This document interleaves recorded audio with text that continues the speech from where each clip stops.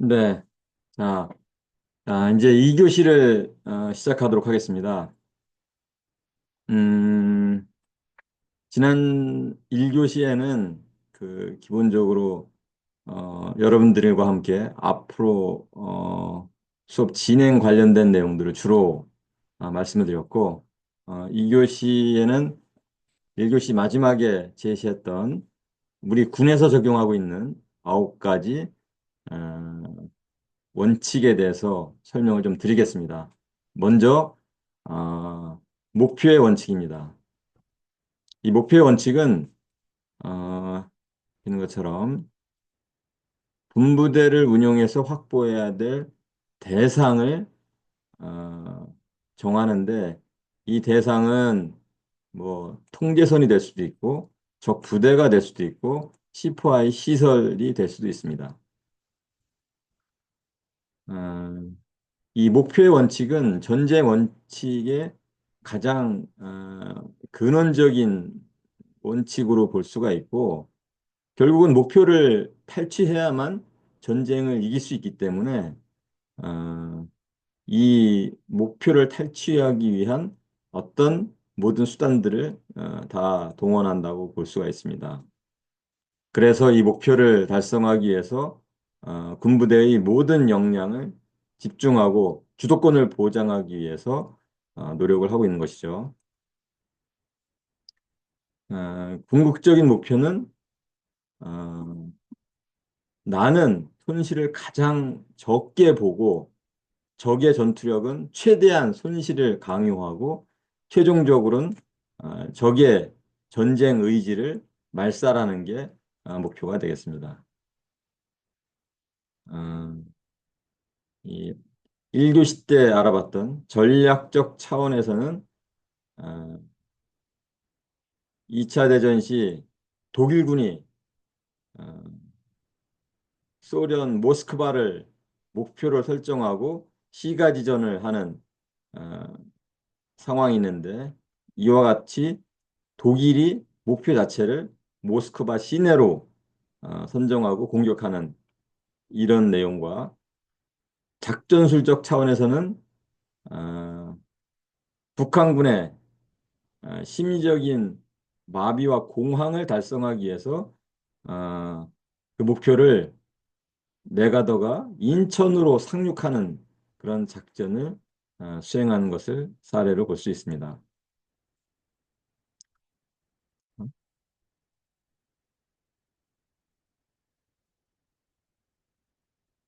자, 두 번째는 정보의 원칙인데, 정보의 원칙은 이 모든 가용한 첩보를 수집, 평가, 분석을 해서 해석한 자료를 작전 계획과 실시를 할 수 있는 어떤 가장 기본적인 요소로 활용하는 것입니다. 그래서 이 정보는 9가지 원칙 중에서 다른 원칙을 잘 하게끔 해주는 그런 전제 조건이고, 이런 정보의 원칙은 정보가 많다고 좋은 것도 아니고, 이걸 믿을 수 있어야 되고 정확해야 되고 간결해야 됩니다. 그리고 시기도 중요한데, 가장 아무리 좋은 정보라고 해도 시기를 놓쳐버리면 그건 좋은 정보가 될 수가 없는 것이죠. 그리고 이것을 정보를 모으는 데는 사람을 이렇게 보내서 하는, 우리가 일반적으로 말하는 간첩이라고 하죠. 전장 감시 체계, 조기 경보 체계, 인공위성, 이외에도 다양한 정보 수집 자산이 있는데, 이런 것들을 하나씩만 운용하는 게 아니라 총체적으로 중첩되게 운영해서 정보를 수집하고 있는 것이죠. 전략적 차원에서 보면 한국 전쟁 시에 중공군 우리가 역공을 해 올라갔을 때 과연 중공군이 참전을 할 것인가 그렇지 않은가 하는 것에 대한 판단을 하는 그러기 위한 정보를 모으는 뭐 이런 사례하고 작전술적 차원에서는 어, 미국이 어, 미국 전문 암호가가 일본의 암호를 해독함으로써 이게 전쟁의 승기가 바뀌었죠. 이렇듯 정보는 매우 중요하게 전쟁의 승기를 잡는데 활용이 되고 있습니다. 여러분들이 많이 들어본 손자병법이죠. 지피지기면 백전불태다. 결국은 어, 적을 잘 아는 것이 전쟁의 승기를 잡는데 매우 중요하다는 그런 의미가 되겠습니다. 그리고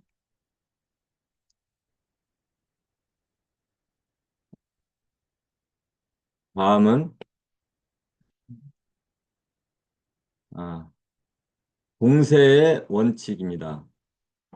공세의 원칙은 여기 보시는 것처럼 작전의 주도권을 장악하고 전세를 유리하게 이끌고 아군의 의지를 적에게 강요하는 능동적이고 적극적인 공세 행동으로 나와 있습니다. 어, 이 공세의 원칙은 우리 우군한테는 행동의 자유를 확보해 줄 수가 있고 적의 균형을 깨고 적으로 하여금 과오를 더 많게 할 수 있는 이런 역할을 할 수가 있죠. 결국은 목표를 탈취하고 우리가 이기기 위해서는 반드시 이루어져야 되는 것이죠. 그러니까 이렇게 공세의 원칙을 적용하는 방법은 공격에 있어서는 어, 상대가 예측하지 못하는 시간과 장소로 기습하는 거.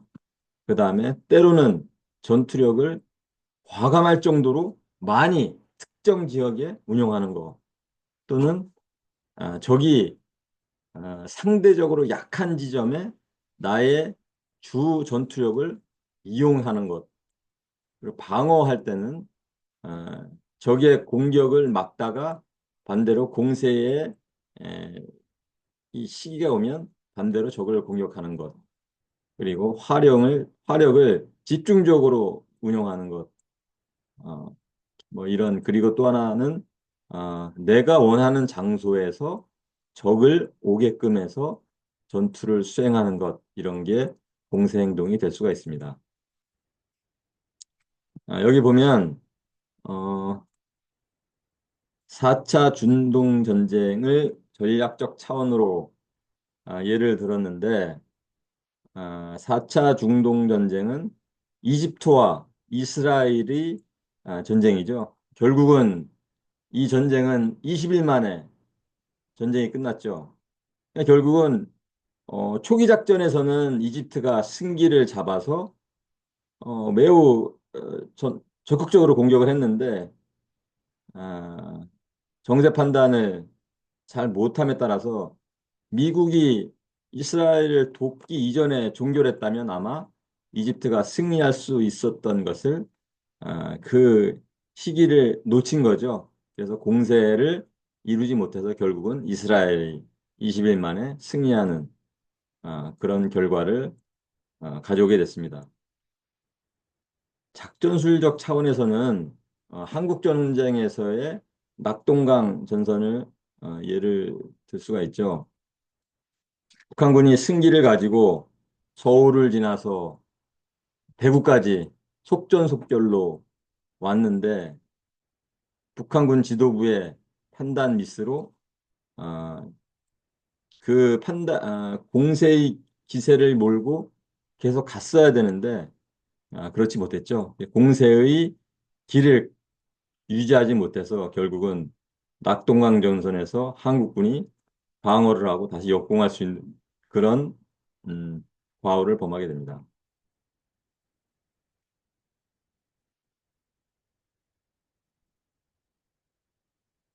그래서 먼저 전장에 임해서 적을 기다리는 거.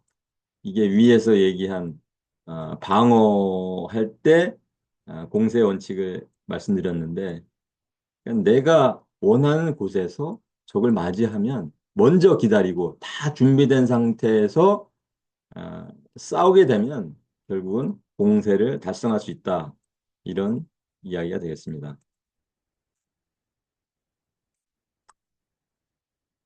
다음은 집중의 원칙입니다. 자, 집중의 원칙은 결정적 시간, 장소에서 전투력의 상대적인 우세를 달성하는 것입니다. 어, 이런 전력이 내가 열악한, 열세한 경우에도 적의 결정적인 약한 지점에 나의 역량을 집중적으로 운용하면 여기서 어떤 국지적인 우세를 달성해서 전체 전쟁을 승리로 이끌 수 있는 거죠.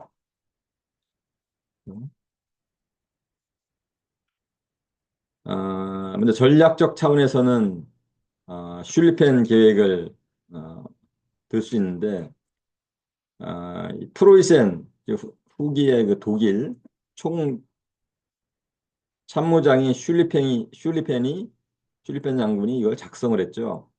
그러니까 프랑스가 당시에 방어선을 상당히 강하게 이렇게 구축하고 있기 때문에 슐리펜은 벨기에와 네덜란드를 통해서 프랑스로 들어가는 것을 판단을 합니다. 이때 벨기에는 중립국이었기 때문에 프랑스 입장에서는 독일이 이 벨기에를 통해서 침공하지 않을 것이라는 오판을 하게 되죠. 근데 그 프랑스를 공격하는 독일이 어, 전투력 운영을 어, 러시아 쪽에는 러시아 쪽에는 오스트리아를 방어를 하기 위해서 약 한 1 정도의 전투력을 줘서 막고 주전투력은 7은 주력이 프랑스를 박살을 내고 이기게 되면 그 전력을 전부 끌고 다시 러시아로 집중하는 이런 판단과 계획을 세웠는데 작전 실시간에 이게 바뀌죠. 그 집중을 못하고 어, 그 집중해야 될 전투력을 낮추고 이렇게 함에 따라서 실패를 하게 됩니다. 결국은 적은 전투력으로 특정 전투력을 막고 핵심 전투력으로 내가 집중해야 될 곳에 집중을 했을 때 우리가 전쟁의 승리를 할 수 있는 경우를 많이 확인할 수가 있습니다. 그리고 이 작전술적 차원에서의 탄넨베르그 전투가 있죠. 탄넨베르그 전투는 어, 1차 대전 초기에 어, 독일군이 승리한 전투죠. 여러분들 그 독수리가 토끼를 잡을 때 어떻게 잡죠? 비록 토끼가 약하고 작은 동물이긴 하지만 독수리는 상공을 배회하다가 전력을 실어서 토끼로 진격을 해서 토끼를 잡습니다. 이렇게 하지 않으면 비록 작은 토끼지만 잡을 수가 없는 거죠. 여기도 마찬가지입니다. 전투에서도 이 탄넨베르그 전투는 독일의 호프만 중령이 세운 전략입니다. 사적지인 탄넨베르그 남쪽에 고립된 러시아의 삼소노프를 총집중해서 공격함으로써 러시아를 괴멸시키는 이런 전투였죠. 그래서 우리가 전투력을 집중할 때는 과도할 정도의 집중을 해야 적을 섬멸할 수 있다, 괴멸시킬 수 있다라고 이해를 하시면 되겠습니다. 나폴레옹이 이런 말 했죠. 모든 전략의 요결은 결정적인 시점에 최대한 가용 병력을 집중하는 데 있다. 집중의 원칙을 가장 간결하게 잘 이야기하는 말이 되겠습니다. 자, 다음은 기동의 원칙입니다. 기동의 원칙은 아군의 유리한 상황을 조성하고 이점을 확대하기 위해서 부대와 자원을 결정적 시간과 장소에 이동하는 것이 기동의 원칙입니다. 결국은 결정적 시간과 장소에 전투력을 집중하는 거죠. 이것은 주도권을 유지하고 성공을 확대하고 행동의 자유를 보장하고 속도를 통해서 적을 심리적으로 마비시킬 수 있는 이런 것들을 가능하게 합니다. 이렇게 기동을 함으로써 우군은 공간과 시간을 확보를 할 수가 있는 것이죠. 음, 자, 이 전략적 차원에서는 미군이 그 걸프전에서 어마어마한 대병력을 6개월 만에 이동을 시키는 이런 사례를 볼 수가 있고 작전술적 차원에서는 징기스칸의 여기 기마 전술 요거를 들고 있는데 이 작은 유목민족이 세계의 최강의 대제국을 만든 데는 아, 바로 이러한 가족까지를 대동하고 말을 교체시키면서 이동을 빠르게 했던 징기스칸의 이 기동의 원칙을 우리가 확인을 할 수 있습니다.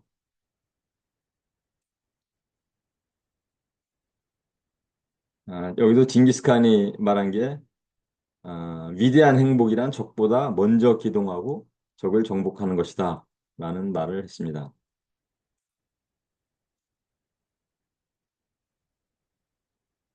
다음은 지휘 통일의 원칙입니다.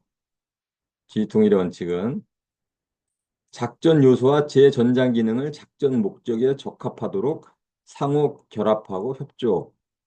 그래서 전투력을 최대로 발휘하는 것을 지휘 통일의 원칙이라고 합니다. 이것은 군사력을 운용할 때 결국은 다양한 전투력이 있을 때 목적은 하나죠. 전쟁에서 이기는 것. 그런데 이러한 지휘를 할 수 있는 시스템이 구축되어 있지 않다면 어떤 결과가 이루어질까요? 많은 강한 힘을 가진 여러 가지의 조직들이 하나의 방향을 바라보지 않기 때문에 노력이 여러 가지로 분산된다면 결국은 그 힘은 적절하게 발휘가 될 수 없겠죠. 그래서 이런 지휘 통일은 지위의 통일, 또 노력의 통일이 이루어져야 되는 것이죠. 사례는 한국 전쟁 시 한국군 지휘권 이양을 들었는데 어, 이때 전시 작전권을 미국한테 주죠. 그래서 미군이 한국군까지의 지휘권을 전부 받아서 지휘의 일원화를 통해서 전쟁을 수행하죠. 그때 했던 이 지휘권 이양이 지금까지 남아 있습니다. 그래서 지금도 어, 평시 작전권은 우리 대한민국에 있지만 전시 작전권은 미군이 가지고 있습니다. 그래서 여러분들 언론에 보면 어, 전시 작전권 그 이양 관련돼서 많이 나오고 있죠. 그래서 지금 우리 군 차원에서 전시 작전권을 우리 한국군이 받을 수 있도록 준비를 하고 추진하고 있는 중에 있습니다. 그리고 월남전 사례를 들었는데 월남전 베트남 전쟁에서는 이 통합지휘부가 구성이 되지 않아서 많은 피해를 본 이런 사례가 있습니다.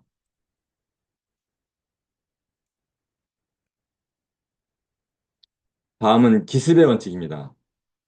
자, 기습의 원칙은 적이 예상하지 못한 시간, 그리고 장소, 수단, 그리고 방법으로 타격하는 것인데, 적이 알았지만, 알았다 하더라도 적이 대응하지 못할 정도로 빠르게 효과적으로 공격하는 것도 이 또한 기습의 원칙이라고 할 수가 있습니다. 목적은 결정적 지점에 상대적으로 우세함을 달성하기 위한 것으로 아, 이 기습을 통해서 아군은 유리한 어떤 여건을 조성할 수 있고 우리는 최소의 희생을 치르고 효과는 최대로 달성할 수 있는 이런 중요한 원칙입니다. 근데 이런 기습을 달성하려면 민첩하고 창의적이고 대담성이 요구가 됩니다. 이때 사례를 든 것은 먼저 2차 대전 시 폴란드 전역인데 이 폴란드 전역은 1919년부터 1921년 폴란드와 러시아 간의 전투죠. 이때 그 기병의 기동력을 잘 활용해서 어, 소련을 격파시킨 이런 전쟁인데 이 이후에 소련은 이 전쟁을 분석해서 교훈을 삼아서 종심 전투 개념을 도입하는 그런 계기가 되었습니다. 그리고 작전술적 차원은 아, 일본 진주만 기습을 들 수가 있죠. 이 내용은 여러분들이 잘 아는 내용이라서 넘어가도록 하겠습니다. 다음은 사기의 원칙입니다. 사기의 원칙은 개인 또는 부대가 부여된 임무를 완수하고자 하는 의지를 말하죠. 이 사기는 굉장히 중요하죠. 이 사기는 개인뿐만 아니라 부대 차원에서도 굉장히 중요합니다. 그래서 이런 사기가 있으면 전쟁 공포심도 없앨 수 있고 전투를 할 수 있는 자신감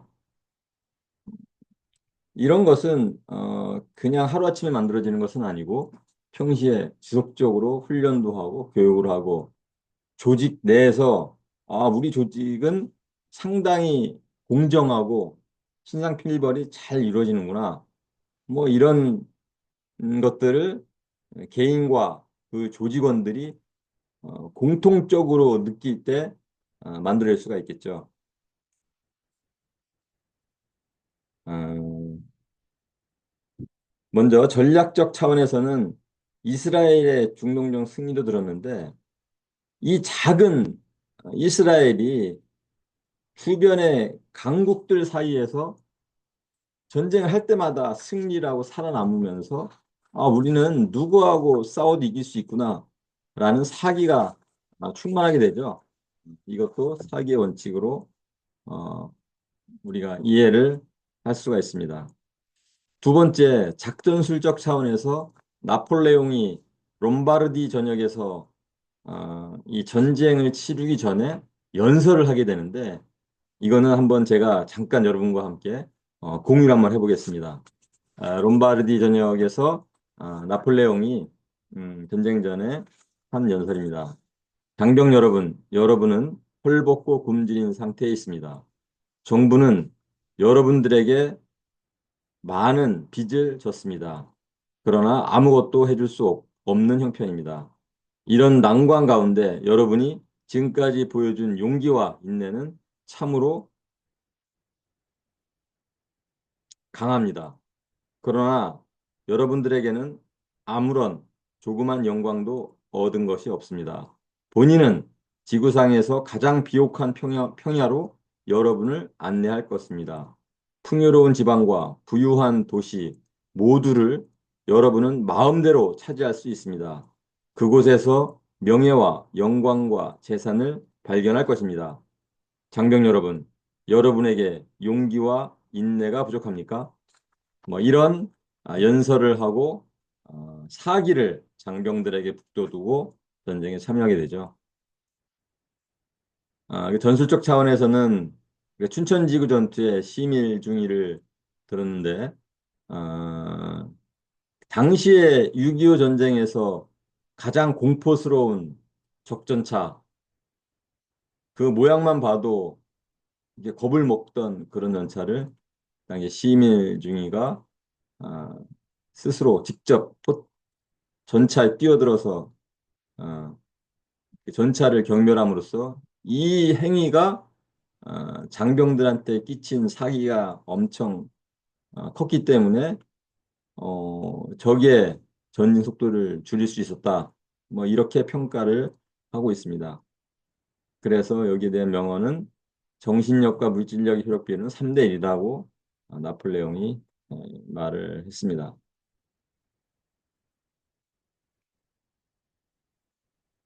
다음은 방어의 원칙입니다. 방어의 원칙은 적의 위협으로부터 인원, 장비, 시설, 정보를 포함한 아군의 전투력을 효과적으로 보존하고 행동의 자유를 보장하기 위한 조직적인 활동이다라고 되어 있습니다. 아, 여러분들이 야전에서 지금 군생활 하시면서 방어태세 유지에 대해서 많이 들어보고 할 텐데 부대 방어태세 유지는 전투력을 보존하는 핵심이겠죠. 그래서 이런 방어를 하려면 적의 기습을 방지하고 적의 대량殺傷 무기로부터 피해를 최소화하는 것이 되겠죠. 멜가더가 한 말일은 이것은 많이 여러분들 듣던 얘기일 텐데 작전에 실패한 지휘관은 용서받을 수 있어도 경기에 실패한 지휘관은 용서받을 수 없다. 이런 말을 한 적 있죠. 자, 지금까지 우리 군에서 적용하고 있는 9가지 전쟁의 원칙에 대해서 살펴보았고, 전쟁사 연구 방법은 역사, 그다음에 사회학의 파생 연구이자 군사사의 하위 범주로 제도 및 기술사와 국방사의 하위 범주에 전쟁사가 속하고 있고, 이런 전쟁사는 당시 사회의 재반 문제와 병행해서 연구가 이루어지고 있습니다.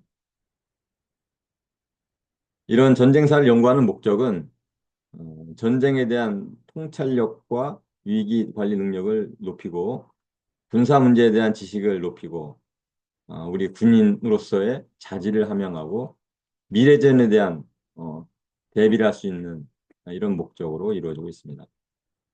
그래서 결국은 이런 전쟁사 연구를 통해서 해안을 가진 군사 전문가로 육성하는 데 목적이 있겠습니다.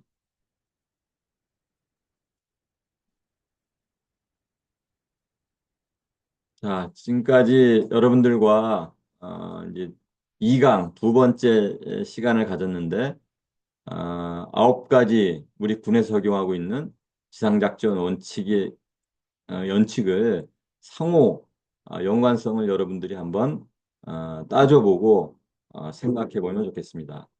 그리고 다음 시간에는 어, 고대 전쟁이라는 주제를 가지고 여러분들 3강에서 만나볼 텐데 그때까지 아, 여러분들 건강하게 건강한 모습으로 뵙도록 하겠습니다.